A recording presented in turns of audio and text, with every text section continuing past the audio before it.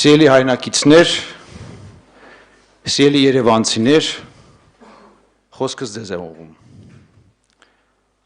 Այսօր տեղի է ունենում մի process, որը երբեք տեղի չի ունեցել Երևանի պատմության մեջ։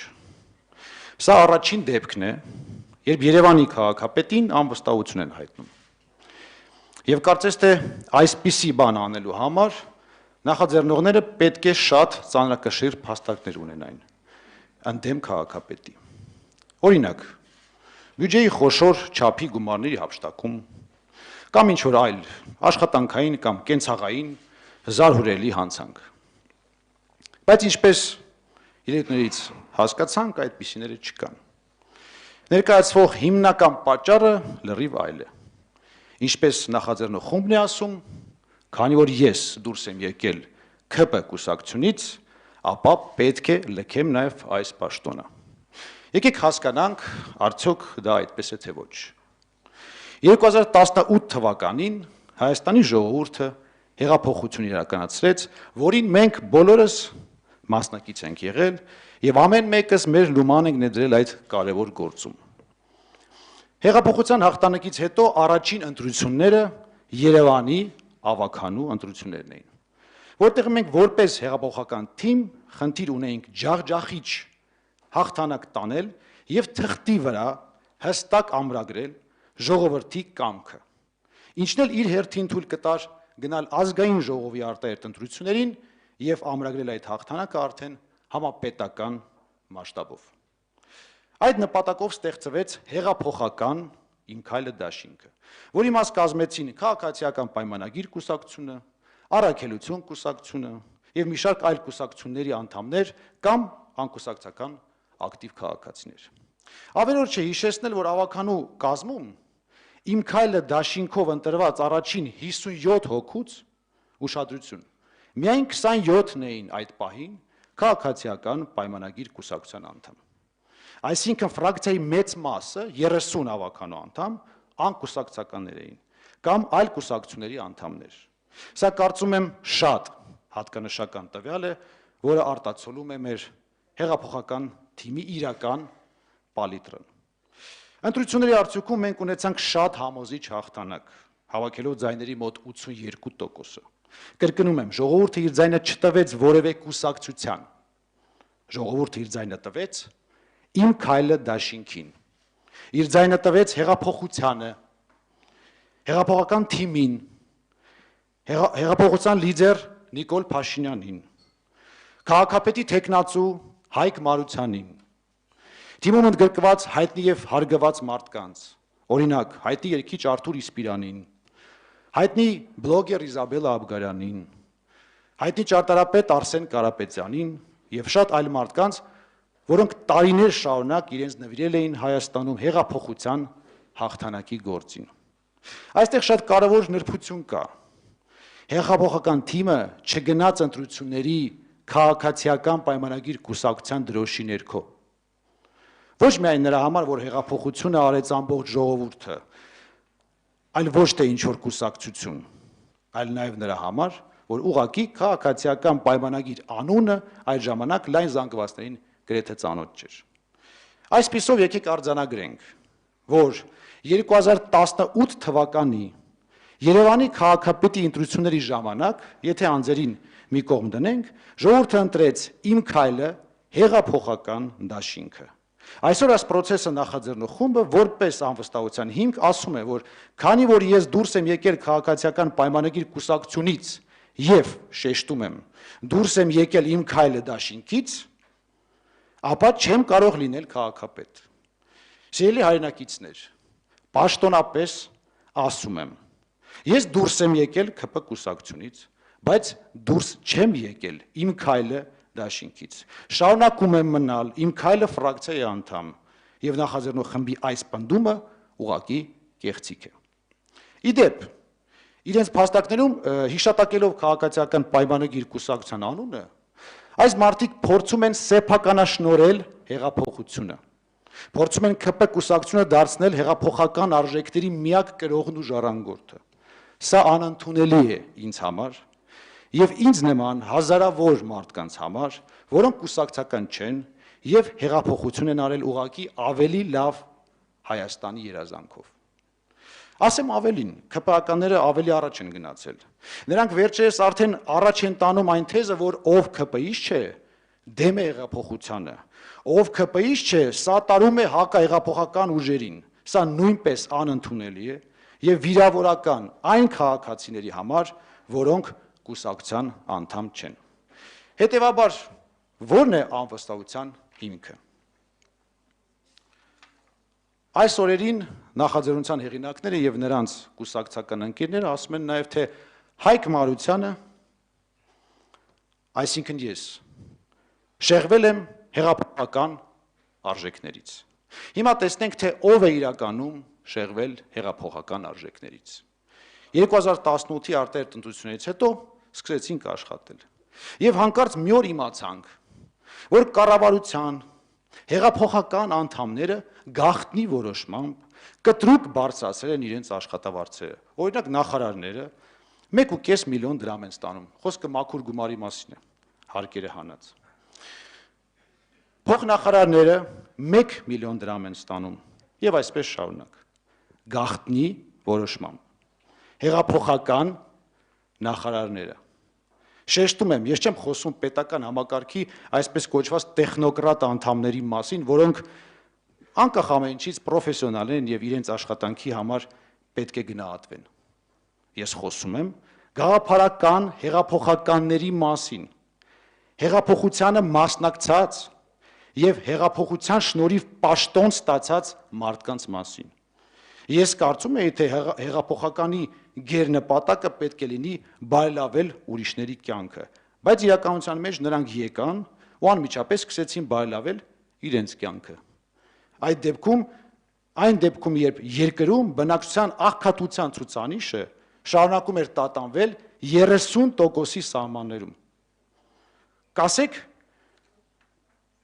Կասեք ինչու չէիր շուտ խոսում սրա մասին։ Ուրեմն, բազմիցս այդ հարցը բարձրացրել եմ ԿՊ-ում, թիմի ներսում, տարբեր մակարդակներում, ոչ մի արձագանք, կարծես թե ամեն ինչ այդպես էլ պետք է լիներ։ Բացի դրանից, աշխատանքի ընթացքում բազմաթիվ զանգեր էի ստանում ամենաբարձր ռանգի պաշտոնյաներից, որոնք ասում էին, պարոն Մարության, քաղաքապետարանի այսինչ աշխատակից է, ինչ որ վատ ճակերտավոր կոմենտ է գրել կամ վատ ստատուսի տակ լայք է դրել։ Իրենք պետք է աշխատակից հեռանան։ Տասնյակ նման զանգեր եմ ստացել։ Ինչին ի պատասխան ասեմ, ժողովուրդ ջան, հարգելիներս, հեղափոխությունը ախր նաև դրա համար ենք արել, որ հին ժամանակների նման չլինի, երբ քաղաքական հայացքների համար մարդկանց հետապնդում էին, աշխատանքից հեռացնում էին։ Ասում էի ցավները տանեմ, ախր երկիրը Facebook-ով չեն կառավարում։ Ախր ամեն ինչ Facebook-ով չի սկսվում ու վերջանում։ Հարազատներ ջան, ինձ հանգիստ թողեք։ Ես դրա համար չեմ այստեղ եկել։ Ես գործով եմ զբաղված։ Կարճ ասած, մերժում էի նման բոլոր առաջարկները։ Բայց դա դեռ ծաղիկներն էին։ Հետո սկսեցին տարատեսակ պաշտոնատար անձիկ զանգել եւ իրենց մերձավորների համար արտոնություններ խնդրել։ Այս ծաղիկի բուտկեն էստեղ դնենք, այն շինթույլտվությունը տանք, սա այսքան հարկ ավելացնենք, այս հողը ընդլայնենք եւ այլն։ Եվ բնականաբար բոլոր դեպքերում ստացել են նույն պատասխանը։ Քանի ես այստեղ եմ, ամեն ինչ արվելու է օրենքի ու օրինականության շրջանակներում եւ բոլորը հավասար են օրենքի առաջ։ Սա շատ տհաճ ազդակ էր ինձ համար, որովհետև ես այդպիսի զանգեր անկեղծ ասած չէի սպասում, երբ միանում էի թիմին։ Եվ այդտեղ սկսվեց ի հայտ գալ իմ եւ ԿՊ-ի միջև աշխարհայացքների խզումը։ Ու հիմա այս մարդիկ ասում են Հայկը հեղափոխությունից շեղվել է։ Սա ասում են մարդիկ, որոնք երկրի համար այս նեղ պահին $200,000 մեքենա են գնում ու ամբողջ քաղաքական թիմով մեկ ամիս շարունակ լծվում են արդարացնելու այդ որոշումը, որ ցույց տան, թե ինչքան անհրաժեշտ գնում էր սա պետության համար։ Պատկերացնում եք, մի երկիր, որը կրկնում եմ, 30% աղքատություն ունի, որը իր միջազգային գործընկերներից փող է խնդրում իր մանկապարտեզները վերանորոգելու, իր ճանապարհները կառուցելու, իր բյուջետային ծախսերը փակելու համար, արդարացնում է $200,000 մեքենայի գնումը, իբր դա պետության պրեստիժի համար է։ Ուրեմն ասեմ հարգելիներս, դա պրեստիժ չի, հակառակը սա մովետոն է, սա շատ վատ տպավորություն է թողնում, դրանով դուք անգամ խղճահարություն չեք առաջացնում, այլ միայն տարակուսանք և քմծիծաղ։ Ու կարծում եմ ավելորդ չի լինի ասել, որ ես դեռ 2019 թվականին վաճառք եմ հանել քաղաքապետին կցված S դասի Mercedes-ը։ Գումարը մուտք եմ արել քաղաքային բյուջե։ Այս ամբողջ ընթացքում էկոնոմ դասի Nissan եմ քշում, ընդ որում առանց վարորդի ինքս եմ վարում։ Թիկնապարների մասին ընդհանրապես բնականաբար խոսք չկա։ Երբեք պարգևավճար չեմ ստացել։ Թույլ չեմ տվել բարձրացնել աշխատավարձս։ Եվ սա հերոսություն չի։ Սա, ինչպես ասում են, լավ չի, սա նորմալ է, որովհետև դա իմ համոզմունքն է, ու դա պետք է լինի հեղափոխական մանդատ ստացած ցանկացած պաշտոնյայի համոզմունքը, որովհետև կրկնում եմ 30% աղքատություն ունեցող երկրում չի կարող հեղափոխական պաշտոնյան պետության հաշվին իր կյանքի որակը բարելավելու մասին մտածել, սեփական կոմֆորտի մասին մտածել։ Այստեղ պետական աշխատանքը ինքնազոհություն և զրկանք պետք է լինի դեռ երկար տարիներ։ Բայց ինչպես տեսնում ենք, ԿՊ մեր գործընկերները ցավոք չեն կիսում այս սկզբունքը։ Դե հիմա ասեք, ով է շեղվել հեղափոխական արժեքներից։ Ես ներկայացրեցի ընդամենը մի քանի դրվագ, բայց դրանք շատ են։ Եվ հենց սա է հիմնական պատճառը, որ իմ և քաղաքացիական պայմանագիր կուսակցության կապը այդքան կարճ տևեց։ Եվ ես անցած տարի որոշեցի դուրս գալ այդ կուսակցությունից։ Ընդ որում պատերազմը մի քանի ամսով հետաձգեց այդ որոշման իրագործումը։ Նոյեմբերի 9-ից հետո սպասել եմ, որ երկրում իրավիճակը հանդարտվի, կայունանա եւ նոր դեկտեմբերի 7-ին ներկայացրեցի կուսակցությունից դուրս գալու դիմումը։ Սուրեն Պապիկյանին եմ դիմումս տվել եւ հանձնելիս ասել եմ. եղբայր, որպեսզի որևէ քաղաքական ուժ իր քաղաքական նպատակների համար չփորձի շահարկել սա, ես սրա մասին հրապարակային չեմ ասելու։ Ոչ մի դեպքում։ Ասել եմ, դուք խոսեք սրա մասին այն ժամանակ, երբ ձեզ հարմար կլինի։ Ինչպես տեսնում եք, ես իմ խոսքը պահել եմ եւ նրանք կուսակցությունից իմ դուրս գալու մասին հայտարարել են այն պահին, երբ իրենց հարմար է եղել, այսինքն ինձ անվստահություն հայտնելու պահին։ Կարող եք հարցնել, այս ամենի մասին ինչու մինչև հիմա չես խոսել։ Ասեմ, լռել եմ ներքաղաքական իրավիճակը չսրելու համար, բայց այսօր ԿՊ-ի թիմը համարում է, որ պետության վիճակը այնքան կայուն է, որ շատ հարմար պահ է քաղաքապետարանում հեղաշրջում անելու համար։ Ուստի ես արդեն կարող եմ ինձ թույլ տալ ժողովրդի հետ խոսել այս ամենի մասին։ Վերադառնանք ինձ ներկայացվող անվստահության, այսպես կոչված հիմքերին։ Ասում են Հայկ Մարությանը նախընտրական խոստումները բավարար չափով չի իրագործում։ Կներեք, բայց այս հարցում ինձ համար կարևոր է երևանցիների կարծիք եւ գնահատականը։ Եվ հատկապես վերջին օրերին երևանցիները իրենց գնահատականը շատ հստակ տալիս են։ Ինչի համար ի դեպ շատ շնորհակալ եմ ձեզ, սիրելի երևանցիներ։ Հետո նախաձեռնող խումբն ասում է. կոռուպցիայի դեմ պայքարի տեմպերը բավարար չեն։ Ուրեմն ասեմ, այս 3 տարվա ընթացքում քաղաքապետարանի վերահսկողության վարչությունը հարյուրավոր ստուգումներ է իրականացրել համակարգի ներսում, որոնց արդյունքում ուշադրություն 64 գործ ուղարկվել է իրավապահ մարմիններին։ Բացի դրանից իրականացվել է 59 աուդիտորական ստուգում, որոնց արդյունքում 10 գործ ուղարկվել է իրավապահ մարմիններին։ Բացի այս ամենից վարչական շրջանների աշխատակազմները իրենց հերթին տասնյակ դեպքեր են բացահայտել եւ նույնպես ուղարկել իրավապահ մարմիններին։ Վստահաբար ասում եմ, քիչ կգտնեք գերատեսչություններ կամ չեք գտնի, որ իրենց համակարգի ներսում եղած կոռուպցիայի դրսևորումների վերաբերյալ ավելի շատ նյութեր ուղարկած լինեն իրավապահներին, որքան մենք ենք ուղարկել։ Գնացեք, հարցրեք, վիճակագրություն ուզեք, տեսնենք, ով է ավելի լավ պայքարում կոռուպցիայի դեմ։ Ասում են, քաղաքապետը կորցրել է կապը ավականու ֆրակցիայի հետ։ Այո, կորցրել եմ։ Հիմա պատմեմ մի դրվագ մեր համատեղ աշխատանքի բազմաթիվ դրվագներից, մեկը, որ պարզ լինի, թե ինչու է դա տեղի ունեցել։ Բոլորս գիտենք տրանսպորտի վիճակը Երևանում եւ բոլորս գիտենք, որ օր առաջ պետք է այս հարցին լուծում տալ։ Այս նպատակով անցած տարվանից սկսել ենք ավտոբուսներ գնել համայնքի միջոցներով։ Տենդեր էինք հայտարարել 8 ու 6 մետրանոց ավտոբուսներ ձեռք բերելու համար, որը կայացել էր, եւ պետք է ավականին համաձայնություն տար, որ գումար հատկացնեին գնման համար։ Դա 2021 թվականի փետրվարն էր։ Ահռելի ծավալի աշխատանք էին կատարել եւ ավականին ընդամենը պետք է գար եւ քվեարկեր։ Եվ դուրս էին հանում։ Եվ որոշումը կարողացանք ընդունել միայն ավականու ընդդիմադիր եւ անկախ անդամների ներկայության շնորհիվ, +1 ձայնով, այսպես ասած, ծայրը ծայրին։ Փաստացի այս մարդիկ ուզում էին 1 միլիոնանոց քաղաքը թողնել առանց ավտոբուսների միայն մի բանի համար, որ ասեին,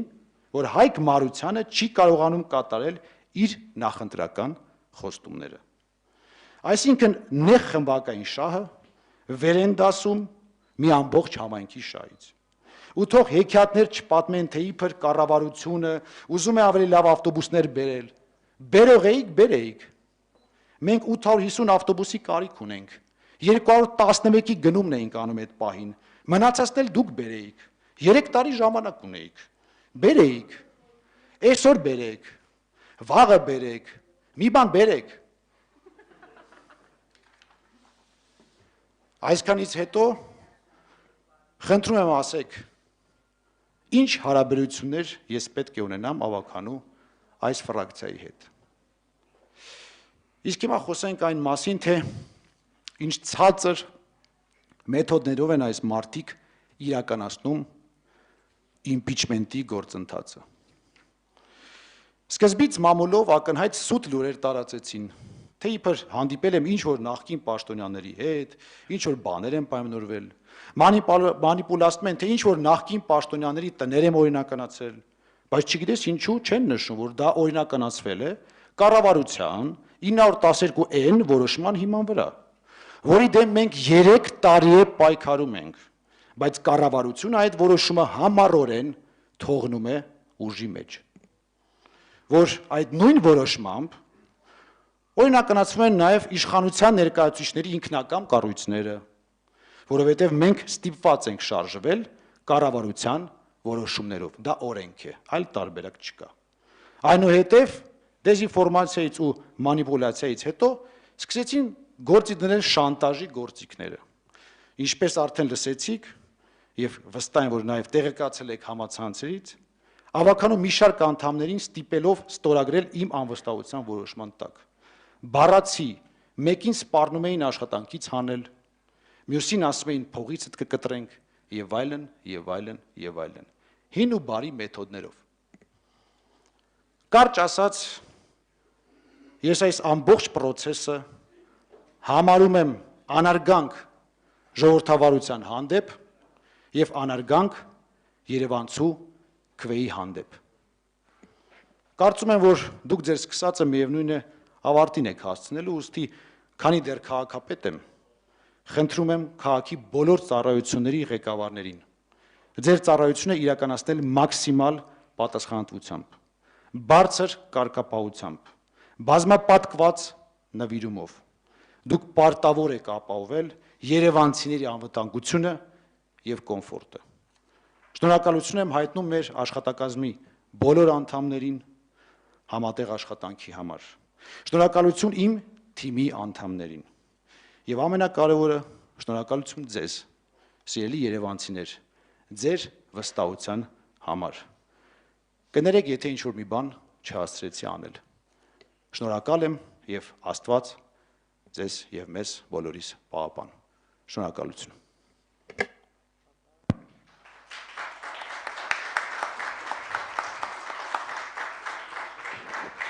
Ընդմիջում